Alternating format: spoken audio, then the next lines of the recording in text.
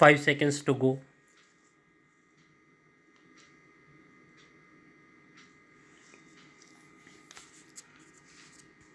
Start. I rise to inform this august House of the status of discussions with the United States on civil nuclear energy cooperation. Substantive aspects of this are reflected in the joint statement that US President Bush and I agreed upon during my visit to Washington DC last year. I would like to use this occasion to outline the context and core elements of the joint statement before detailing the status of the ongoing negotiations. Honorable members are aware that our effort to reach an understanding with the United States to enable civil nuclear energy cooperation was based on our need to overcome the growing energy deficit that confronts us. As India strives to raise its annual GDP growth rate from the present 7 to 8% to over 10%, the energy deficit will only worsen. This may not only retard growth, it could also impose an additional burden in terms of the increased cost of importing oil and natural gas in a scenario of sharply rising hydrocarbon prices. While we have substantial reserves of coal, excessive dependence on coal based energy has its own implications for our environment. Nuclear technology provides a plentiful and non polluting source of power to meet our energy needs. However, to increase the share of nuclear power in our energy mix, we need to break out of the confines imposed by inadequate reserves of natural uranium and by international embargoes that have constrained our nuclear program for over 3 decades. Established through the vision of Pandit Jawaharlal Nehru and sustained by the commitment of scientists like Dr. Homi Bhabha, our nuclear program is truly unique. Its uniqueness lies in the breadth of its overarching vision of India mastering a three-stage nuclear program using our vast thorium resources and mastering more complex processes of the full nuclear fuel cycle. Consequently, our civilian and strategic programs are deeply intertwined across the expanse of the nuclear fuel cycle. There are hardly any other countries in a similar situation. Over the years, the maturation of our nuclear program, including the development of world class thermal power reactors, has made it possible to contemplate some changes.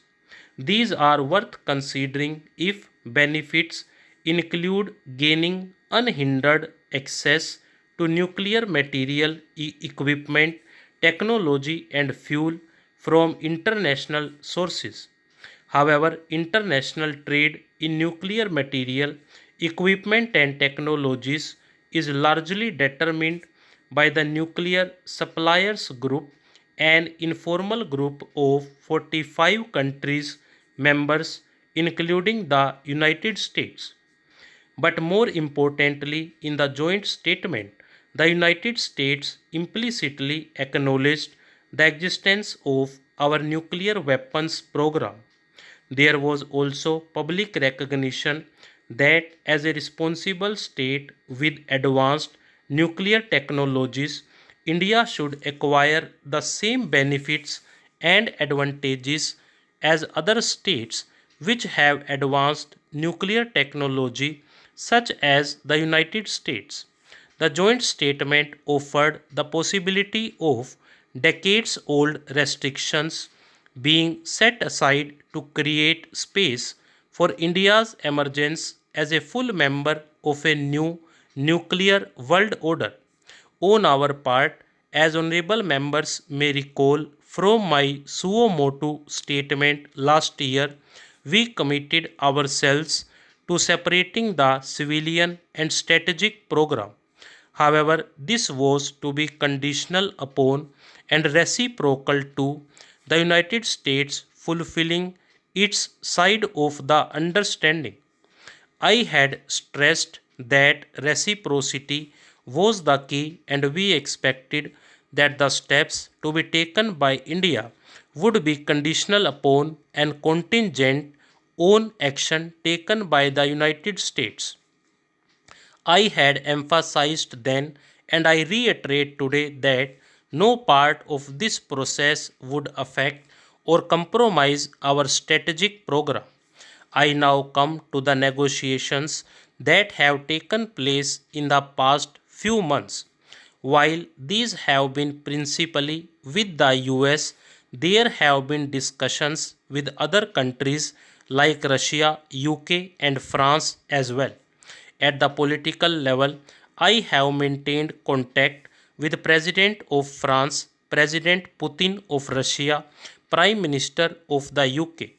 I have also raised this subject with the heads of state government of Norway, Republic of Korea, Netherlands, etc., all members of the NSG. I also met President Bush in New York last September and discussed implementation statement. In the same period, several American congressional leaders and policymakers have visited India in the past few months, many of whom met me. We have amply clarified our objective in pursuing full civil nuclear energy cooperation for our energy security and to reassure them of India's impeccable non proliferation credentials. At the official level, we have constituted two groups comprising key functionaries concerned with strategic and nuclear matters. They included the Department of Atomic Energy, the Ministry of External Affairs, the Armed Forces, and my office. These two groups were respectively mandated to draw up an acceptable separation plan and to negotiate on this basis. The directive given to both groups was to ensure that our strategic nuclear program is not compromised in any way while striving to enlarge avenues for full civil nuclear energy cooperation with the international community. The negotiations by our officials have been extensive and prolonged. These have focused on four critical elements to focus on the nuclear facilities development in this area. Stop.